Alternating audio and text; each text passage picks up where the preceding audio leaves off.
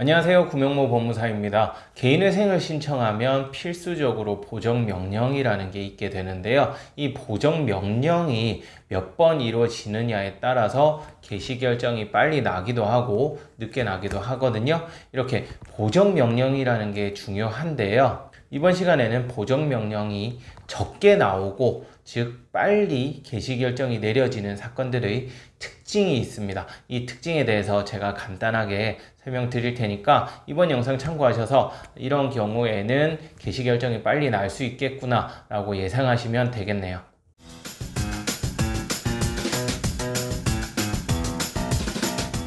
첫 번째는 이직이 적은 경우, 즉 한 직장에서 오랫동안 근무한 경우입니다. 개인회생을 신청할 때 아무래도 이직이 잦은 경우, 특히 개인회생을 앞두고 이직이 잦은 경우에는 급여의 차이가 나겠죠. 전 직장과 현 직장 급여의 차이에 대해서 법원에서 확인을 하게 되고요. 그 급여가 차이 나는 이유 등에 대해서 또는 전 직장에서 왜 이직을 할 수밖에 없었는지 등에 대해서 보정명령을 내리게 되거든요. 이렇듯 이직이 잦은 것보다 이직이 없는 경우에는 당연히 이에 관한 보정이 없겠죠. 따라서 한 직장에서 오랫동안 근무를 한 경우에는 아무래도 이직이 잦은 경우보다 개시결정이 좀 빠르다고 생각하시면 될 것 같아요. 두 번째는 대출금 사용처가 명확한 경우입니다. 대출금을 사용한 내역이 통장에 명확하게 기록이 남아있는 것을 말하는데요. 예를 들어 대출금으로 생활비에 사용했다면 그 신용카드 생활비에 사용한 내역이 명확하게 남아있다든지 월세를 납부했다면 그 월세를 이체한 내역이나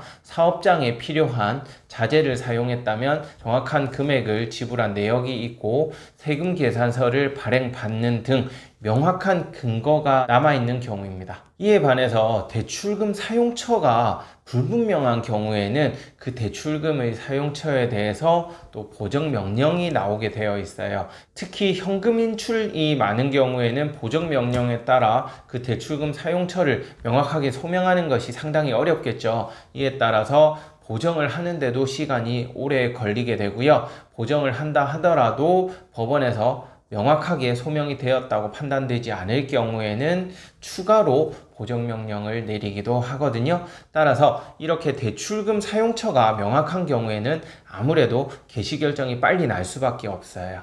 세 번째는 사행성 지출이 없는 것입니다. 사행성 지출이라면 대표적으로 도박이나 주식, 비트코인 등을 의미하는데요. 이러한 사행성 지출도 마찬가지로 그 대출금의 사용처에 대한 소명이 상당히 까다롭거든요. 대출금을 그 계좌에 넣었다가 뺐다 하면서 어떤 날은 따는 날도 있고 어떤 날은 돈을 잃은 날도 있겠죠.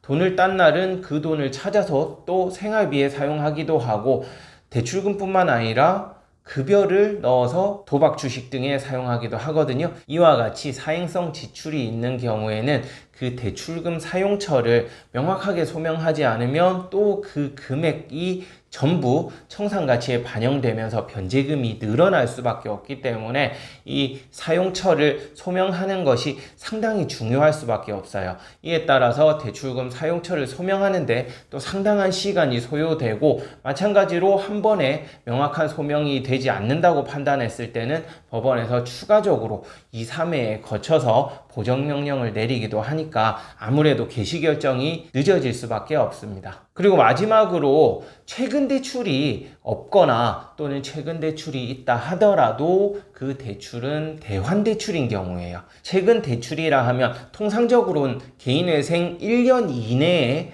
대출을 받은 경우를 말하거든요. 그 최근 대출금에 대해서는 전국 법원 어디서든 그 사용처를 명확하게 소명하도록 그렇게 하고 있기 때문에 아무래도 최근 대출금이 많으면 많을수록 개시결정은 늦어질 수밖에 없고요. 반면 최근 대출금이 없거나 상당히 적은 경우에는 그만큼 소명해야 할 자료도 줄어들게 되겠죠. 그렇기 때문에 개시결정이 아무래도 빨리 이루어질 수밖에 없는 거죠.